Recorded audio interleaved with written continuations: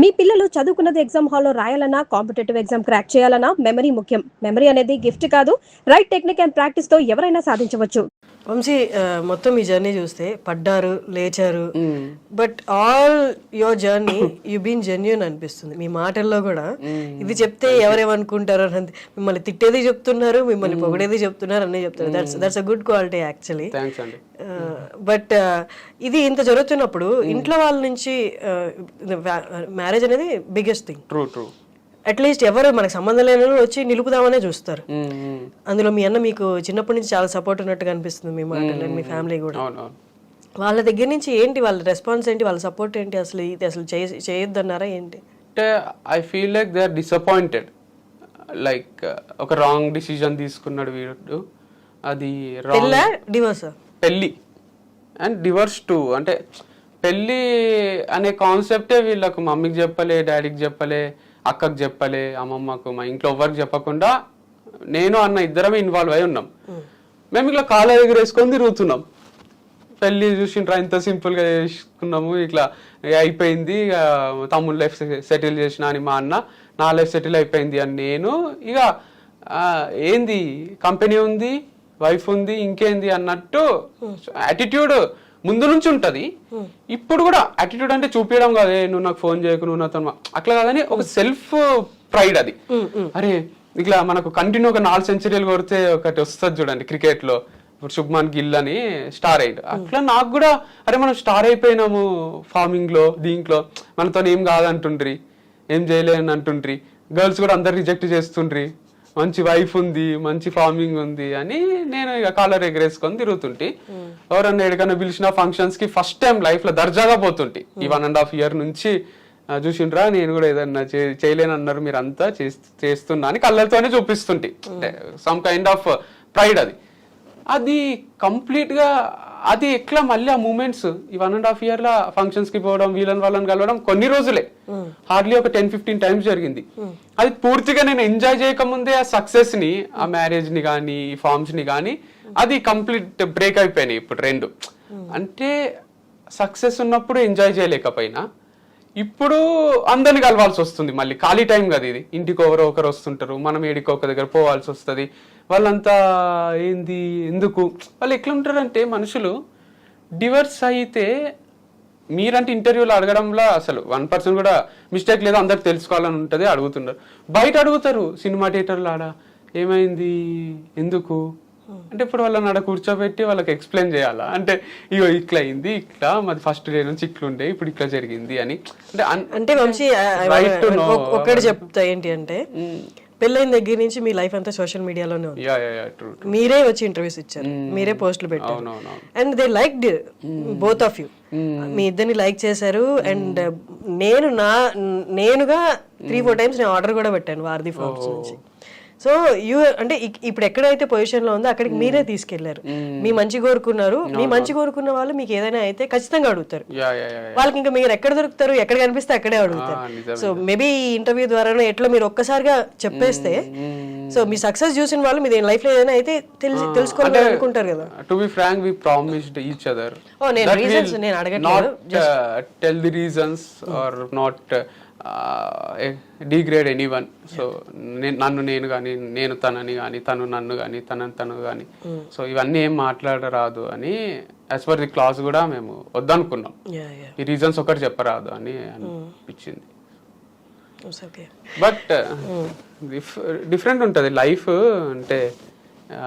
But 1 month అనేది నిజంగా అంటే it's not about 1 month, it will start slowly. Before breakup only will know that it will lead to breakup. అంటే మనకు 2-3 months ముందే తెలిసింది మాకు, ఇది 1 month లో ఇప్పుడు అయిపోయింది కాదు. మాకు కొంచెం సఫకేటింగ్ ఉన్న రోజులు కూడా మేము కలిసి ఉన్నాం. నేను అంటే మాకు మంచి అనిపించని రోజులు కూడా లేదు, మేమేం ట్రై చేయకుండా చిన్నపిల్లల్లాగా అయిపోయింది ఇక నీకు నాకు లేదు, నువ్వు మీ ఇంట్లో ఉంటూ నేను మా ఇంట్లో ఉంటాను, లేకపోతే బ్రేకప్ అను. ఇది ఇట్లా జరగలే. చాలా మెచ్యూర్డ్గానే చాలా డిస్కస్ చేసుకొని చాలాసార్లు మాట్లాడుకొని మనం కలిసే ఉందాం అనుకొని, తర్వాత కూడా కాకపోతే ఫైనల్ గా జరిగింది డివర్స్. అంతేగాని ఓవర్ నైట్ జరిగిపోలేదు పెళ్లిలాగా. ఇది బట్ మెచ్యూరిటీ ఒకటే, లవ్ లో ఇమ్మెచ్యూరిటీయే ఉంటదేమో maximum time. I mean emotional గా ఆలోచిస్తాం కదా, ఇప్పుడు ఎంత లాజికల్ గా ఆలోచించి సఫకేషన్ ఇదంతా పెట్టినా వెన్ యూఆర్ అలోన్ గుర్తొస్తారు కదా.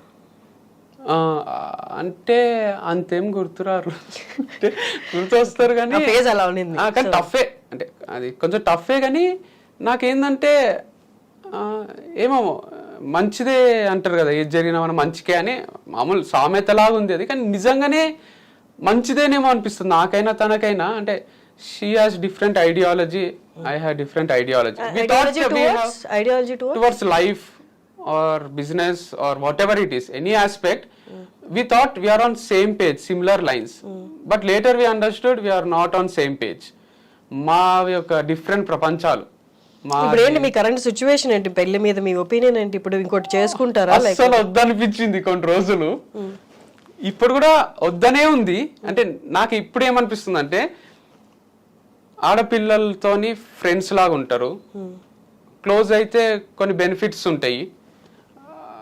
ఫ్రెండ్స్ విత్ బెనిఫిట్స్ అని ఒక సినిమా ఉంటుంది అంటే, నేను చూడలే. చాలా మంది గర్ల్స్ నాతోని ఆ ప్రపోజల్ కూడా పెట్టిండ్రు, ఫ్రెండ్స్ విత్ బెనిఫిట్స్ చూడలేదా, చూడు బాగుంటది అంటే. నేను ఇంతవరకు చూసుడు కాలే, నాకు చూస్తా ఒకసారి అంటే. చూడొద్దులేండి, అవసరం లేదు. దట్స్ డిఫరెంట్ వే, మీకు సెట్ కాదు. అదే నాకు సెట్ కాదు అనిపించింది ఆ టైటిలే. సో నేను అదంతా వద్దు అనుకునే మ్యారేజ్ అనే కాన్సెప్ట్ పట్టుకున్నా. ఇప్పుడు డివర్స్ అయినాక అనిపించింది, ఇట్లా జస్ట్ గర్ల్స్ తో ఫ్రెండ్స్ లాగా ఉండాలి, ఏం ఎక్స్పెక్టేషన్స్ పెట్టుకోరాదు, నార్మల్ గా వాళ్ళతో. ఇప్పుడు బాయ్స్ తోని మా క్రికెట్ టీమ్మేట్స్ తో ఉంటాం చూడండి, అట్లా పార్టీ చేసుకుంటే కూడా కుక్ చేస్తుండాలి వాళ్ళు. మా ఇంటికి మా అన్న ఫ్రెండ్స్ గర్ల్స్ బాయ్స్ వస్తుండ్రి, మా మమ్మీ బిర్యానీ చేసి పెడితే అందరు జోకులు వేసుకుంటుండ్రి, నవ్వుకుంటుండ్రి, ఇట్లా హై ఫైల్ ఇచ్చుకుంటారు, నార్మల్గా ఉంటారు. ఆ లైఫ్ స్టైల్ కాలేజ్ ఉన్నప్పుడు ఎట్లయినా ఎంజాయ్ చేయలే, పెళ్లి అని డిఫరెంట్ జోన్లోకి వెళ్ళిపోయినా. ఇప్పుడన్నా చెయ్యిస్తే బాగుంటది, అది కూడా చూడాలి కదా అనిపించింది. కానీ నా భయం ఏంటంటే, ఆ ప్రాసెస్ లో మళ్ళీ లవ్ లో పడతా నేను. మళ్ళీ వాళ్ళకు నన్ను పెళ్లి చేసుకుంటావా అని అడుగుతా, వాళ్ళు కట్టన చేస్తారు. పెళ్లి చేసుకుంటే మళ్ళీ ఒక సెకండ్ మ్యారేజ్, అది ఫస్ట్ దే. ఇక తర్వాత వద్దనిపించి మళ్ళీ సెకండ్ మ్యారేజ్ చేసుకొని మళ్ళీ మా ఇంట్లో ఈసారి అయితే ఇట్లా తల పట్టుకొని కూర్చుంటారు. ఇప్పుడు ఏంటి దానికి మీరు అలిమనీ ఇవ్వాలా? అదే భరణం అంటారు కదా, అదేం లేదు, క్లాజ్ లో అదంతా ఏం పెట్టలేదు. సో నేను తనకి ఇచ్చేది ఏం లేదు, తను నాకు ఇచ్చేది ఏం లేదు, ఎవ్రీథింగ్ సెటిల్మెంట్ అయిపోయింది. You gave all the to her. Yeah that's it. అది కూడా పెద్ద హ్యూజ్ రెస్పాన్సిబిలిటీ, అంత సింపుల్ ఏం కాదు అది. ఎందుకంటే ఆ ఎంప్లాయీస్ అది చూసుకోవాలంటే ఇట్స్ టూ టఫ్. నాకు చూసుకోవాలని లేక ఇచ్చింది ఏం కాదు, తను అన్న చూసుకోవాలి, నేనన్నా చూసుకోవాలి. నాకు తను ఫస్ట్ నుంచి కూడా ఇన్వాల్వ్ అయ్యే ఉంది దాంట్లో. సో చూసుకొని అనిపించింది, నేను కొత్త స్టార్ట్ చేసుకోగలను అనిపిస్తుంది నాకు. ఏదైనా చేసుకోవడం ఇష్టం నాకు, జీరో నుంచి మళ్ళీ మొదలు పెట్టడం. మీ ఫ్యామిలీ అండ్ మీ బ్రదర్ ఏమన్నారు అని దీనికి? అసలు అక్కడి నుంచి మనం ఇదంతా వెళ్ళిపోయాం. మా అన్నక్క ఫస్ట్ అయితే ఒక రోజు నేను ఇంటికి వచ్చిన, ఇట్లా సెట్ కాదనిపిస్తుంది అది అని చెప్తే, కలిసిపోవాలి రా, అది చాలా తప్పు, మాట్లాడు, కుదురుతుంది అంతా అంటే మాట్లాడినా, కలిసిపోయినాం.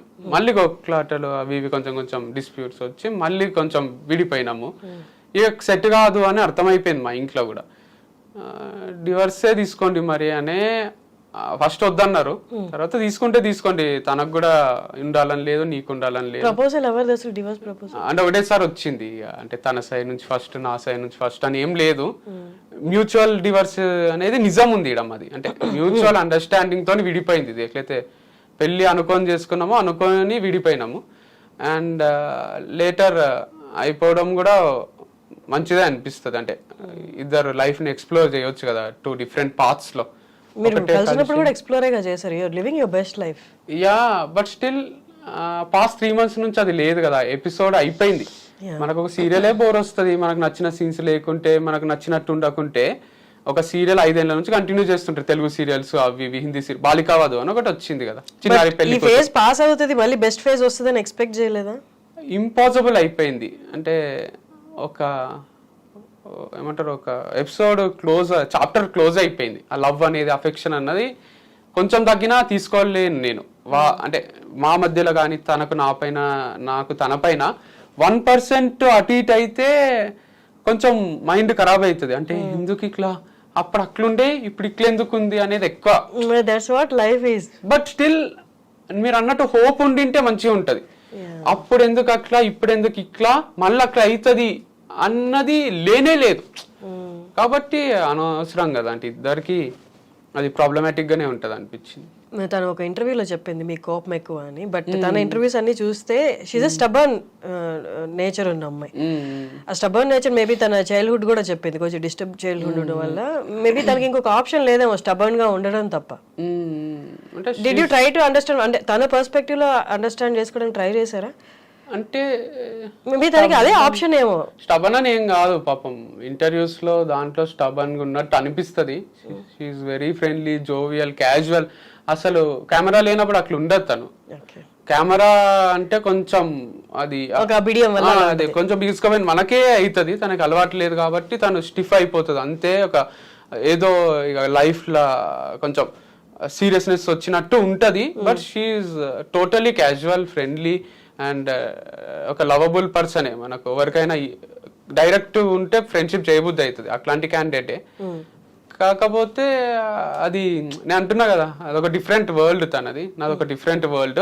ఇద్దరం కలిసి ఒక వరల్డ్ నిర్మించుకున్నాం, ఆ వరల్డ్ ట్రావెల్ చేసినాం for the benefit of society, మా బెనిఫిట్ కోసము, సొసైటీకి ఏమైనా చెయ్యాలి, మేము కొంచెం డబ్బులు సంపాదించుకోవాలి, లైఫ్లో మనకు ఒక గోల్ ఉండే, అంబిషన్ ఉండే, అది నెరవేర్చుకోవాలి అనే దాంట్లో ట్రావెల్ చేసి అన్ని మర్చిపోయి కొట్లాడుకోనికనే స్కోప్ ఉండకుండే.